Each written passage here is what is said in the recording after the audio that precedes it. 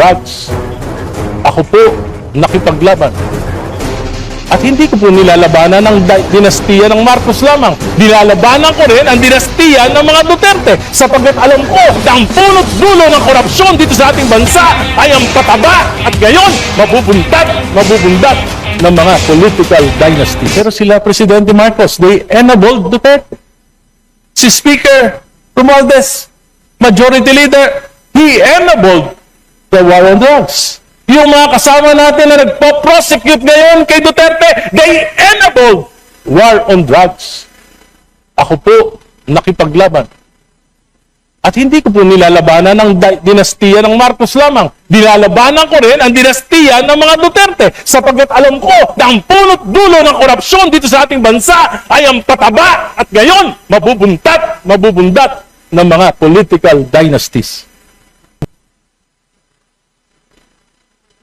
Sabi sa akin, Guy, yung mga salita mo nakakapagpalakas kay Sara Duterte. Sabi ko, mali yan. Secretary, ang nagpapalakas kay Duterte ay ang patuloy ng mga palpak na polisiya ng Administrasyong Marcos. Sinabi magpapakulong December 15, nagpakulong ba kahit isa? Sinabi ipapasa yung Independent Commission for infrastructure na mag-iimbestiga. Pinasaba, binola lang kami. Sabi, magpapasa ng isang makatotohanang anti-political dynasty. Ipa-priority. Ano nangyari? Sa halip na anti-political dynasty ang pinasa ng Committee on Suffrage and Electoral Reforms, ito po ay pro-political dynasties. Hindi lang magpapataba, magpapabundat pa sa mga dinastiya dito sa ating bansa. I was removed and replaced as Senior Deputy Minority Leader without any stated reason. But let me say this clearly. I have no bitterness about my replacement. In fact, I am honored that I was replaced by a fellow liberal and a far stronger fighter for truth and justice, Congresswoman Laila De Lima. She is a former senator, a former Secretary of Justice, and a woman who sacrificed 6 years of her life in prison for standing up against abuses in government and for speaking for the truth. If there is anyone more worthy to take my place, it is Congresswoman Laila De Lima. Papasalamat din po ako kay Minority Leader Nonoy Libanan. Alam ko po na nakatali ang kanyang mga kamay. Malaki na rin po ang kanyang sakripisyo sapagkat madalas siyang tinatawagan ni Majority Leader Sandro Marcos dahil sa aking tuloy-tuloy na kritisismo sa mga polisiya ng Administrasyong Marcos. Policies, ulitin ko po, policies, not personal attacks. Mr. Speaker, I believe that I have faithfully performed my duty as Senior Deputy Minority Leader. I have raised questions. I have spoken the truth. I have offered well-meaning criticisms in the interest of accountability. But it appears that this House leadership does not welcome criticisms. And that, Mr. Speaker, is the real problem of dynastic politics.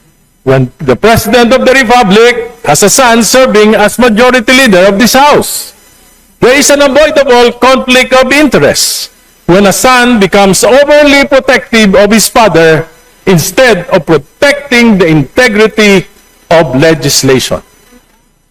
Some time ago, I spoke about the failure of President Marcos to protect the integrity of the 2023, 2024, and 2025 national budget.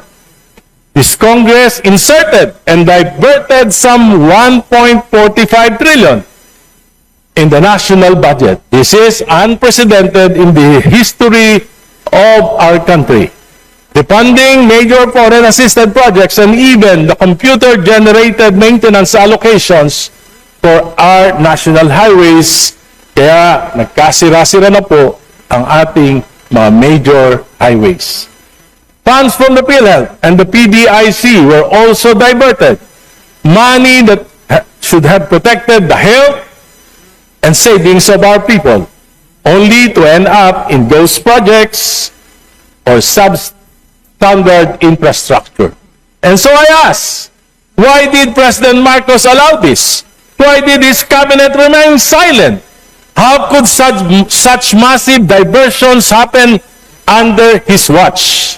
Mr. Speaker, it is difficult to believe that this could happen without the knowledge, if not the tolerance, of the President himself, especially when the Speaker then of this House is his own close relative.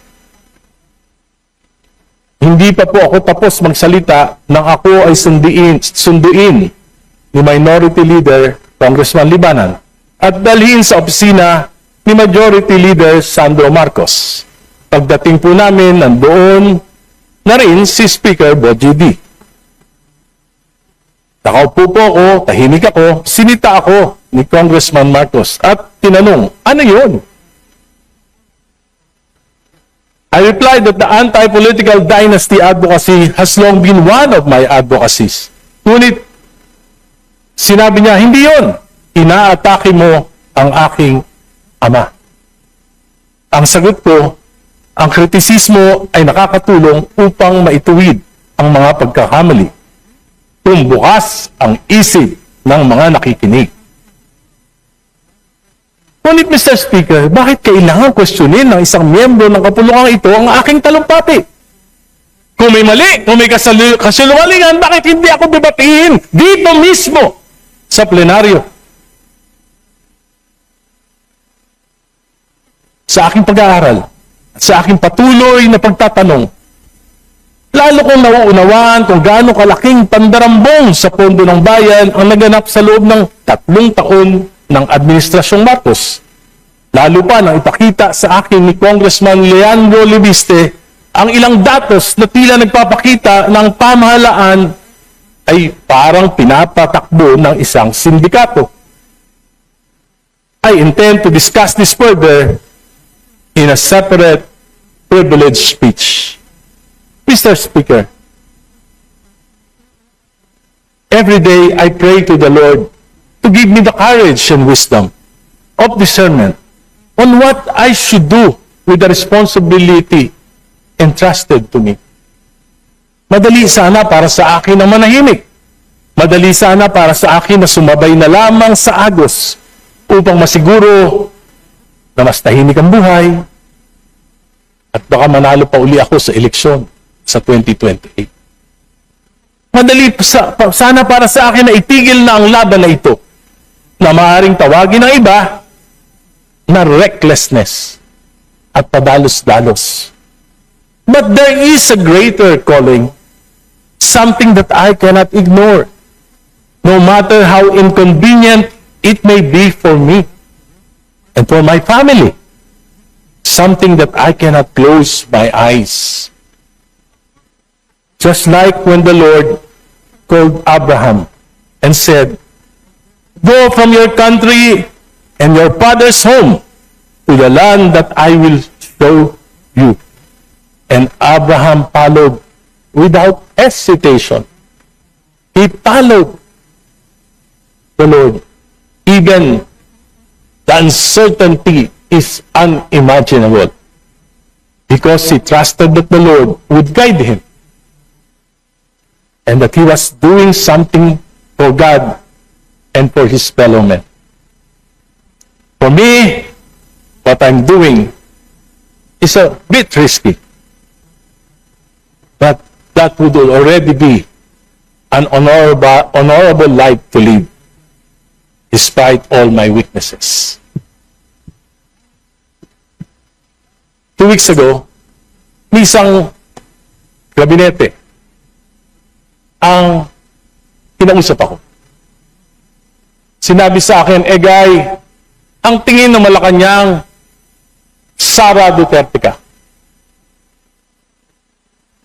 Sabi ko po,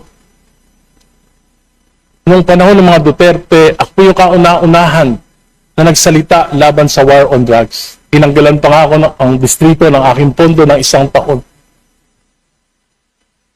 Pero sila, Presidente Marcos, they enabled Duterte.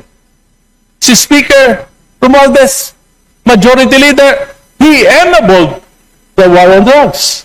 Yung mga kasama natin na nagpo-prosecute ngayon kay Duterte, they enabled war on drugs. Ako po, nakipaglaban.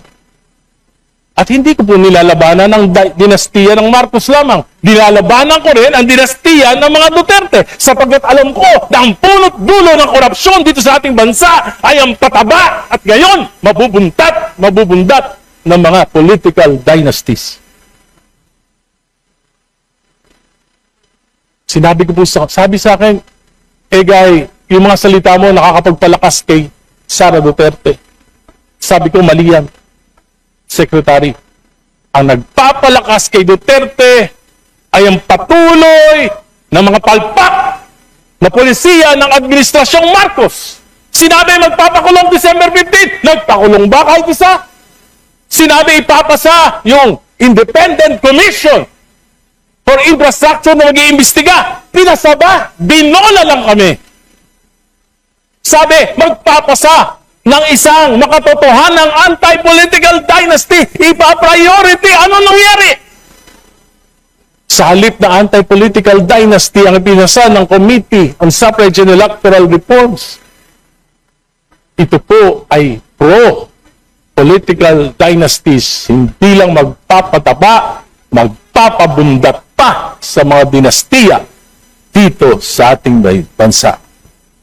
Today, I bow out as Senior Deputy Minority Leader of this House. But I am even more emboldened to be a stronger voice against what is wrong with our system. I may no longer have the position. I may no longer have the committee membership. But I still have the knowledge. I still have the experience. And I have still the voice and commitment to stand against what is unjust, what is corrupt, and what is abusive. I am no longer Senior Deputy Minority Leader, but I will be the equalizer in this House. Thank you, Madam Speaker. Thank you, my colleagues, until my next privilege speech. Thank you.